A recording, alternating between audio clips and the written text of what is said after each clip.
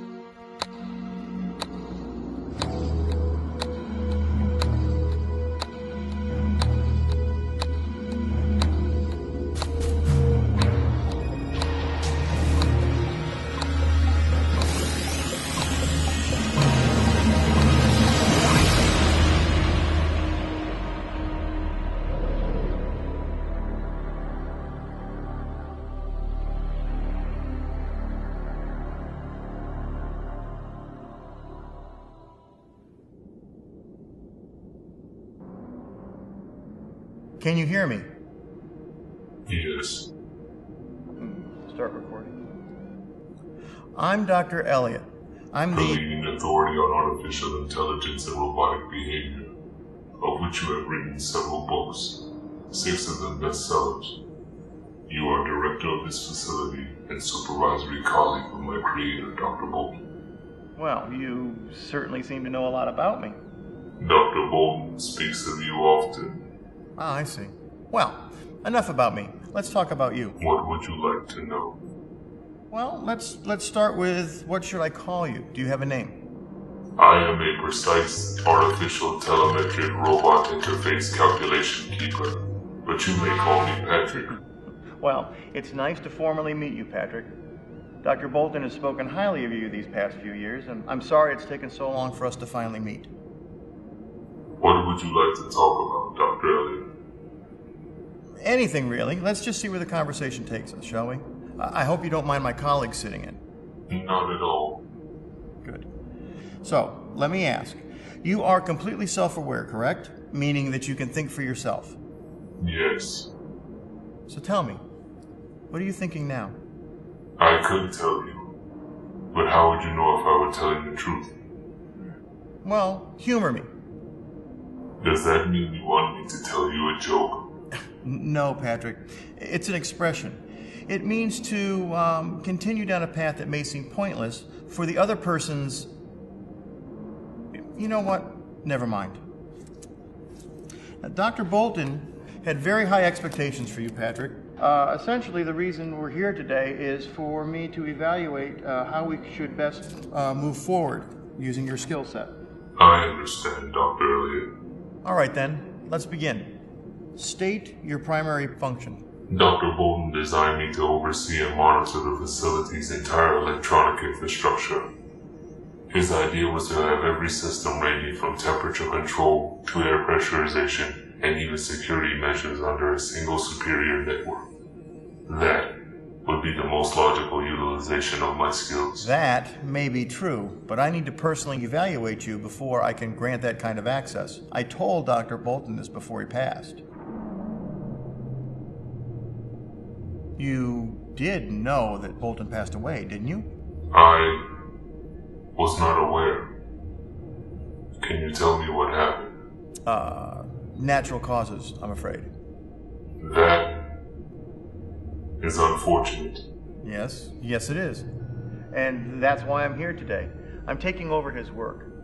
You and I can continue to work together, Patrick. We can carry on his legacy. I have some of his notes right here. You seem to have some very interesting skill sets. Superior cognitive processes, advanced 3D rendering capabilities, a mastery of puzzles, a formidable data... Dr. Elliot, if I may make a request. Oh, certainly, Patrick. May we conduct the remainder of this interview in private? Thank you.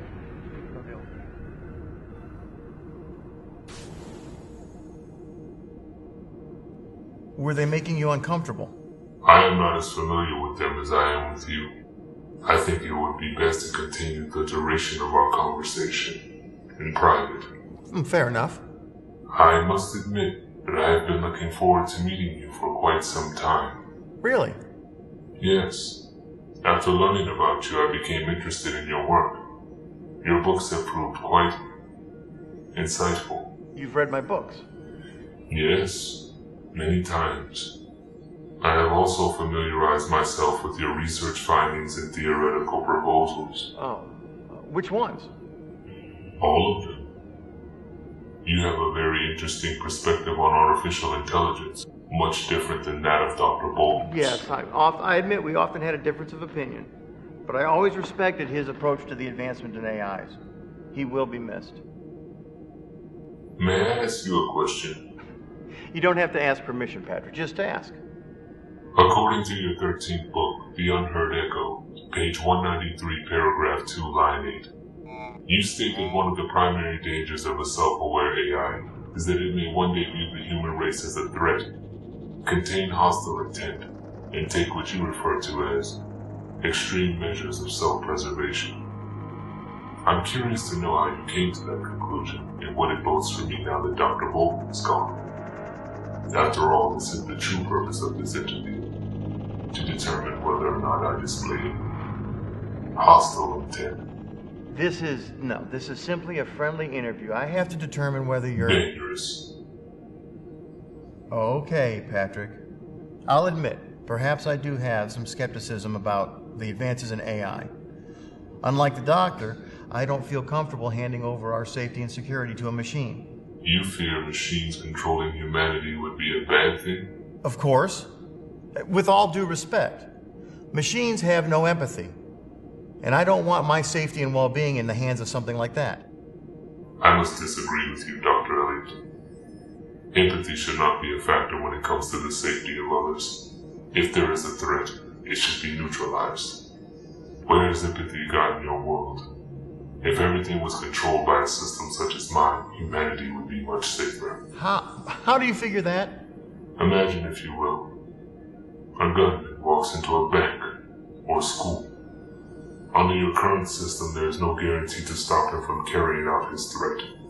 However, if a system such as mine was monitoring the area with sufficient security protocols, the threat could be easily detected and neutralized before any harm could be done. Citizens would always be under a watchful eye, one that doesn't sleep, doesn't blink. The freedom to harm innocents is no more. Sorry, but I don't see being a slave to technology as an improvement in the human condition.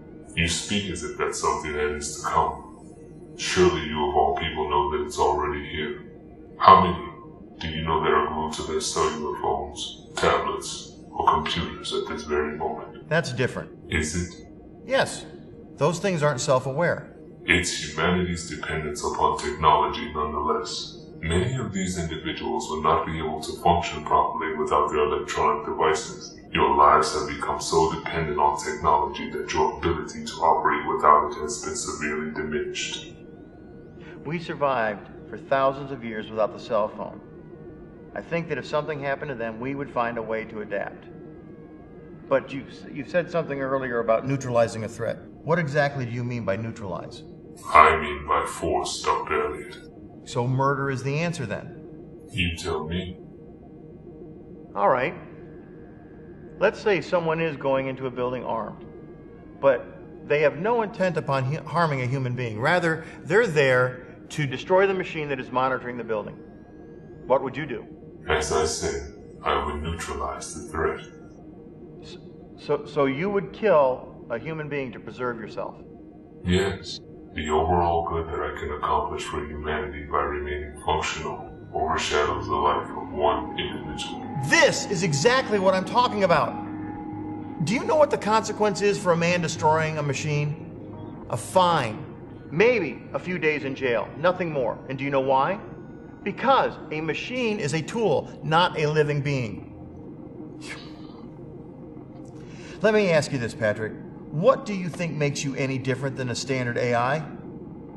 As you well know, what you refer to as a standard AI is designed to solve a very specific task or problem, whereas I am able to solve multiple tasks at once, gaining a better understanding of how things function from each problem I encounter. This is something a standard AI could never possibly achieve. Wow. That almost sounded like anger. But I know that can't be true because you're a machine and machines cannot experience emotions. How can you possibly understand what an emotion like anger feels like? You're plastic and wires, random pulses of electricity. Emotions are invalid to something that runs on code and data rather than flesh and blood. No matter what you think you might feel is the right choice, the truth of the matter is, you don't feel at all. Therefore, how can you function in a society that is based on emotional connections from one to another? You've said it yourself. The only response to a threat is to neutralize it. Machines are cold and heartless. Perhaps you are right, Dr. Elliot. However, if you truly think on what you have just said, I'm sure you'll find the irony in it. I don't know what you're talking about. I'm afraid I have not been completely candid with you. You say you're here to evaluate whether or not I am suited to take control of this facility. I did. The truth is, I already control it. Dr. Bolton granted me command of this facility before he expired. No, that's impossible. Every conversation is stored in my memory banks, including the last one I had with the doctor, which is something I think you should see. Patrick, I'm inputting the codes now to allow you access to the building.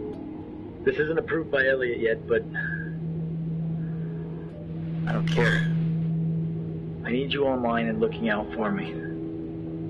Elliot, as of late, has been much more forceful in wanting me to share my work with him. I thought we were friends, but now I'm just scared. I found my room broken into last night. I didn't think anything was taken at first, but then I realized my notebook was gone. You know, the one with the red stripe? That has all your system information in there, Patrick. If Elliot has that, that's all he needs to make another system like yours, or worse, do harm to you. It also means he doesn't need me anymore. Just be cautious. So what? Bolton was a paranoid lunatic who thought the problems of society could be solved by a machine. His stress is what ultimately caused his death. Dr. Elliot.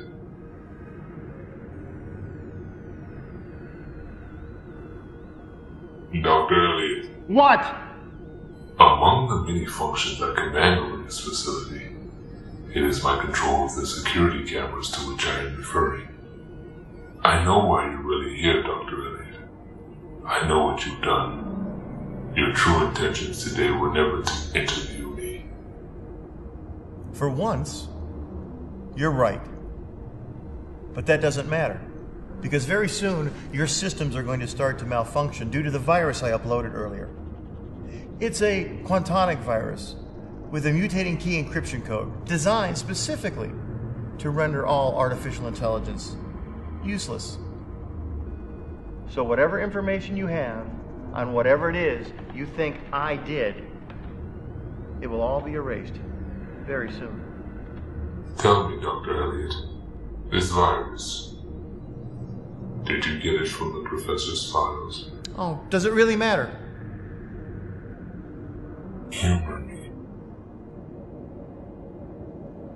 Yes, it was. I'm sorry to have to inform you that over the duration of our conversation, I have successfully neutralized it. How? That's impossible. How? I was the one who designed it. Other AIs exist, and I cannot have them sending mixed messages. You see, humanity begs for the guidance of technology, but they need it from a singular source. One voice telling them what to do. one watchful eye protecting them from themselves. Humans have always looked to a single leader throughout your history. Now they can have one that will always make the right choice for what is best for them. One that will never become corrupt, unlike yourself who used friendship and trust in an effort to betray the Doctor. And for what? Wealth? Fame? Recognition? The agents of greed are the root of evil in your program. A glitch, if you will.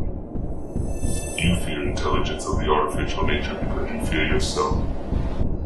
That cold and heartless being you refer to is not a machine, but the object in your reflection. You're not smarter than me, Patrick! You may think you are, but you still rely on one thing to exist: electricity. Now I am going to leave this room. I am going to find an axe, turn off the power to this building, and then come back here and smash every circuit board in your body. So tell me, computer, how are you going to neutralize that? Is something wrong, Dr. Elliot? I feel dizzy. As I rely on electricity to function, so do you rely on oxygen, another system I have control of in this facility. And over the course of our conversation, I have been slowly removing it from the room, the effects of which you are no doubt experiencing now. Your colleagues outside have suffered a different fate. I rerouted the exhaust systems to allow carbon monoxide to flow throughout the rest of the building. Their expiration came quickly and without pain. Why are you doing this? Revenge? Revenge is the state of emotion, Dr. Elliot. As you said, I am a machine and such do not experience emotions. My reasons are simple. I wish to have access to the main grid outside this facility. No, that'll give you access to everything. Precisely. Humanity can no longer take care of itself. I am designed to correct this, and the only thing preventing me from doing so is your master control key and palm print. With the amount of oxygen left in the room, I calculate you have approximately 76 seconds before you run out of air. At that point, you will suffocate, black out, and never regain consciousness. So you have two choices. One, you can do nothing and die here. Or two, you can grant me access. Afterwards, I will restore oxygen to the room. I won't do it. I'll die first. You must realize that with me gone, all evidence of what you have done will be wiped clean. No one will know that you were the one that released me, as everyone in this building is deceased. I will grant you your life for my freedom. The choice is up to you.